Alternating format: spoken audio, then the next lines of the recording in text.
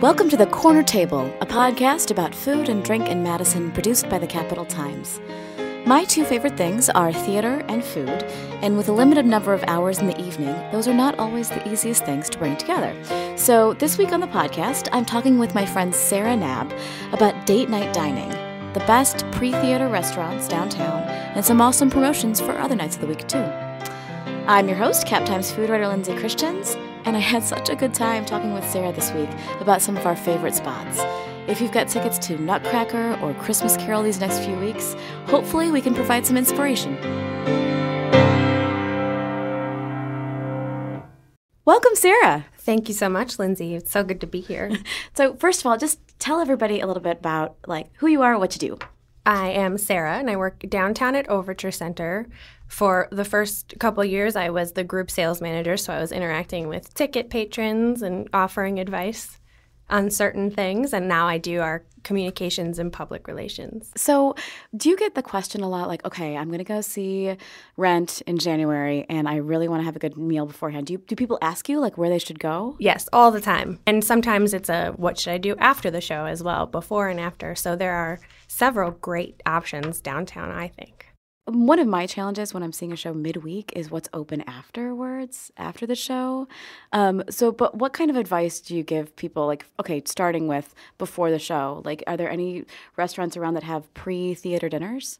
Cento, right across the street, does a prefix meal for Broadway, symphony, anything that's kind of opera going on at Overture, which is great and very convenient. There are several other places downtown that offer happy hour specials, which is a perfect timing if you're trying to do a pre-show thing. And certain restaurants like Estrellan do a date night menu prefix. Sometimes it's not necessarily set to be before a show, but it could work. Yeah, that would totally work. We did this the other night, actually. So we went before Grinch, right? That's right. And the thing is, so that one, I feel like in terms of a prefix, it's a little bit more. It's $90 for two. To me, it's totally worth it because you get that little mini paella. So magical. I think you could just get the mini paella and it'd be worth it. Yeah, it would totally just be worth it for that. But they do a bunch of sampling of their different tapas. And then I feel like I always want the roasted potatoes there because I think they roast them in chicken fat or duck something fat glorious, yeah. Something ridiculously good. And there's sherry vinegar or something on them too. And it brightens them up so they're kind of fatty and salty, but then with that little bit of vinegar in there too. Totally. So good with everything else that you can kind of sample there. So that's a great option. Just leave a little bit of extra time so you can really savor those samplings. I always, when it's before a show, I always try to give myself at least 2 hours so I'm not rushed. That is actually something that I started to learn even better from our mutual friend Lauren, who was always she wants to be on time, in the theater, at least 15 minutes before the show. And I was always the one racing in at the very last minute.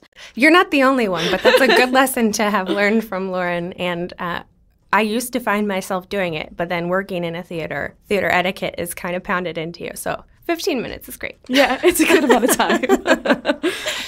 And you're less likely to be crawling over people or just rushing. And yeah, it feels a little bit better. One of the places I like to go after a show is Tornado. That's what I always recommend. And I tell cast members too, because they don't tend to eat dinner before they perform. So afterward, there's not a whole lot open, but I say you have to go to Tornado, especially if they're staying downtown.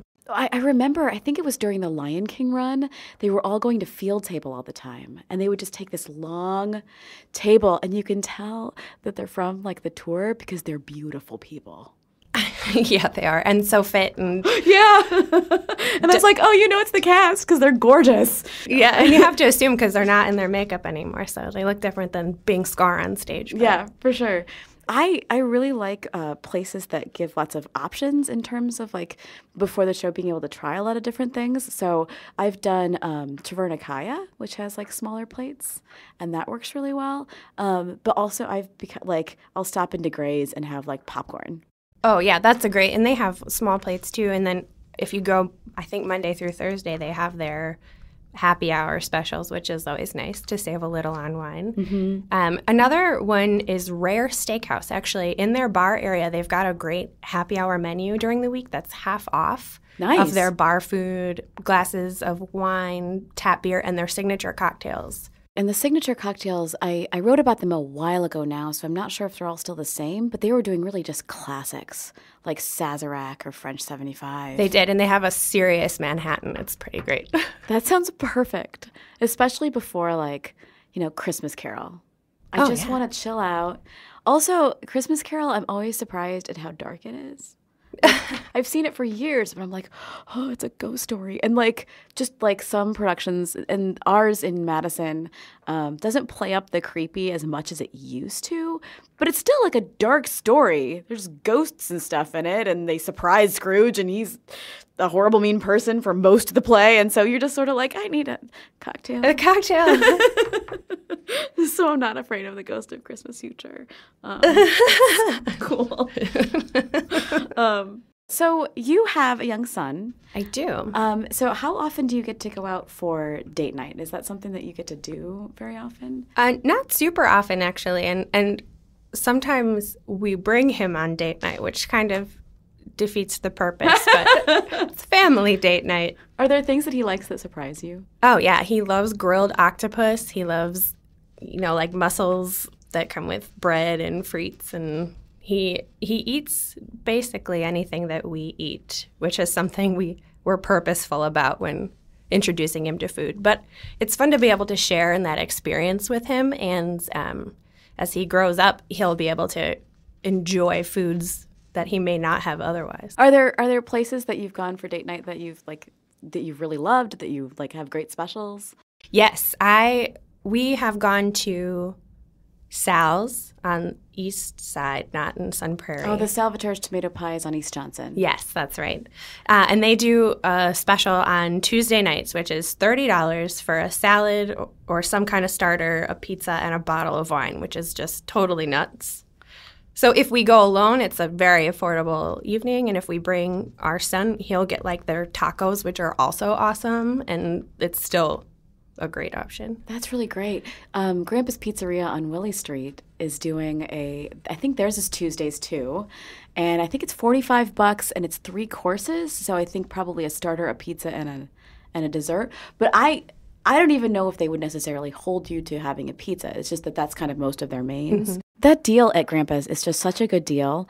They also, so for starters, I really love their beet salad. They have a roasted beet salad, and I think it's like a cashew puree or something on the bottom. It's obviously beets and goat cheese is a classic combination, but it's so beautiful in part because especially during the summer and fall, they put edible flowers on it. Oh, so lovely. Yeah, it's so perfect. And the wine list at Grandpa's is pretty good.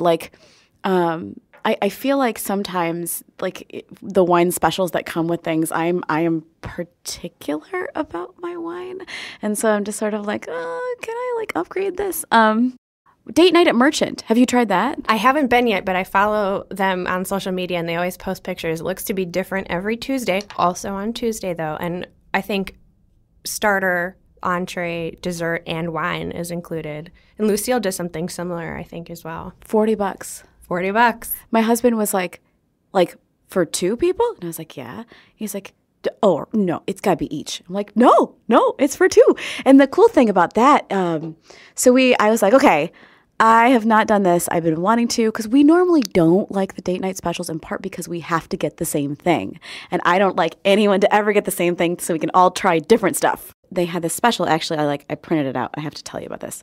So grilled pork steak, Fazenda Boatera, which is a local farm, I think, south of here. Hakure turnip. I'm not saying that right, I'm sure. But so pork steak, turnips, mulled and roasted apples, rainbow chard, and then a Calvados pork demi-glace. I know. I'm drooling right now all over this microphone. So it just sounded so good. And I was like, oh, pork steak, Patrick will love it. So we go, and they're like, actually, we've sold out of the date night special because we went at it was close. It's 8:30. I think it was close to 9 o'clock. It was later, right? And it was Tuesday. So they had sold out of their special, but they were like, we'll still give you the date night special. Just pick any 2 entrees. Stop. And so I think my husband had ravioli, and I had like a beautiful like vegetarian dumpling thing that had like eggplant, and it was just gorgeous. I think I had like little squash dumplings in there, and it was like mushrooms and just like beautiful fall like flavors. It was great. And then the table next to us, two girls were on like doing the date night special, and they both got the pork steak. Came out like they clearly like got it right before we did, and I was looking at it and I was like, oh, that looks amazing, but also this is awesome. So I was totally happy. I will say, like, you had a choice of like a Malbec bottle of wine or a Sauvignon Blanc. It's not great wine. It's not wine that they put on the rest of their menu, but if you're just looking for like a Tuesday night, it's such a great deal. Great deal. And, $40 per person isn't really that bad if you're doing a full-out tasting menu, which is something that we like to do at Caseta Kitchen and Counter. Yes. On Friday nights, they have those beautiful tasting menus. Those are gorgeous. They are. And it's nice.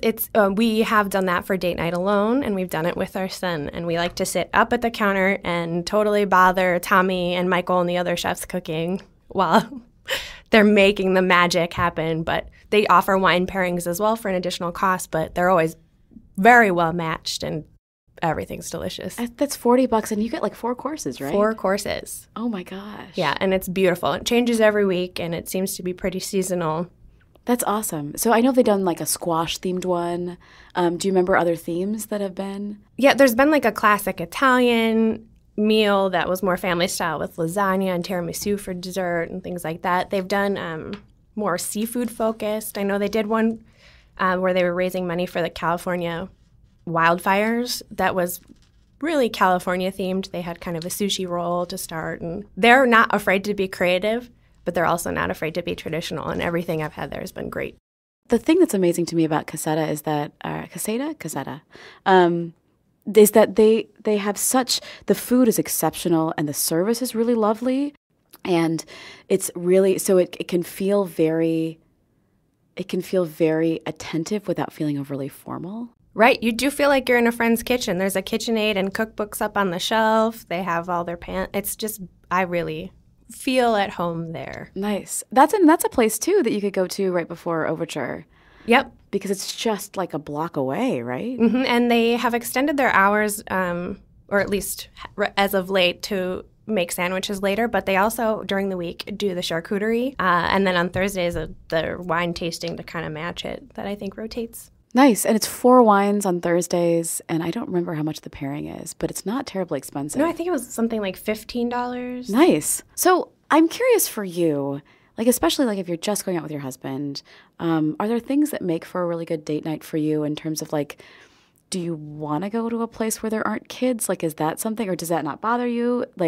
How do you feel like when you're going out for a date night? What are your criteria? We probably don't mind as much as couples without children to be at a place where there are other kids. But if we're leaving our child at home, it's nice to kind of get away a little bit. Yeah. Though, as most parents will attest, you often just find yourself talking about your children anyway. I wonder, like, are there cuisines that you go for that you're like, okay, we're going to get Indian or we're going to get Thai because, it's going to be a little bit spicier and maybe not to his taste? Yeah, definitely. We do tend to do Indian or Thai when we don't have our son with us because they're not his preferred cuisines, and we both enjoy them. My husband lived in Bahrain for a couple of years in the Navy, so he had all sorts of spicy foods and still likes to enjoy them, which is a little bit hard for a tiny palate. One thing that I found that is a potential challenge, I was on my way to the opera to see Carmen, and we stopped and had like some wine and a little bit of like appetizers at Graft, just kind of, up and around the corner on the square. And I hadn't been in a little while, and I was excited to come back. And but we're there at Graft, and this has never happened to me before, but the bartender was shaking a cocktail for somebody.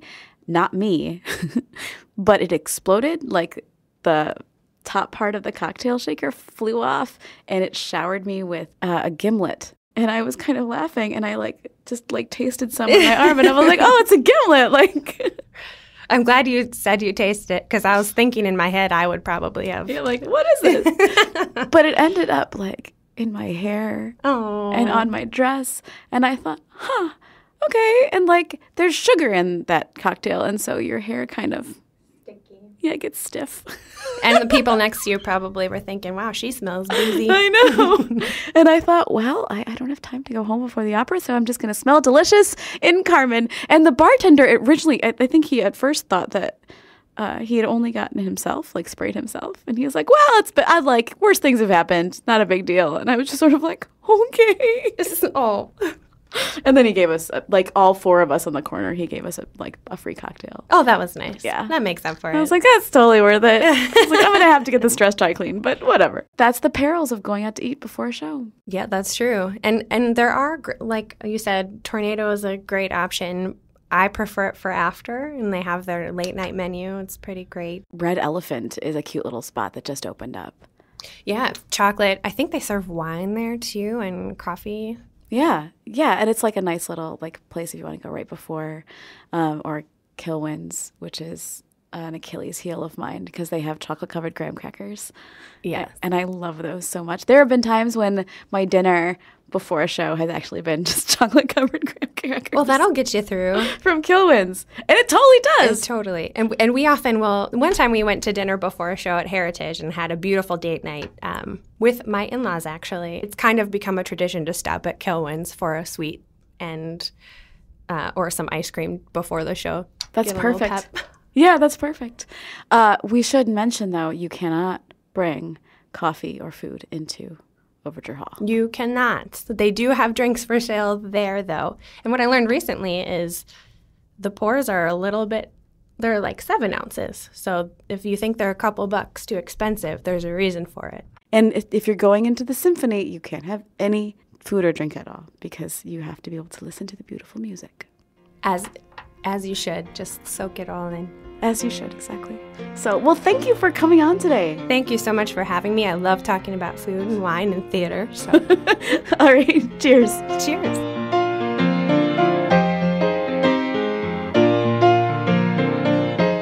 This has been The Corner Table, a podcast about food and drink in Madison, produced by the Capital Times. Editing for the podcast is done by Eric Lawrenson, and our music was composed by Patrick Christians. You can find more food and drink news at captimes.com and subscribe to The Corner Table wherever you get your podcasts. Follow us on Facebook at Corner Table Podcast. I'm your host, Cap Times food writer Lindsay Christians, and my wish for you this week is something covered in chocolate. I'm pretty sure there's never a time when I don't want a chocolate-covered pretzel. Cheers!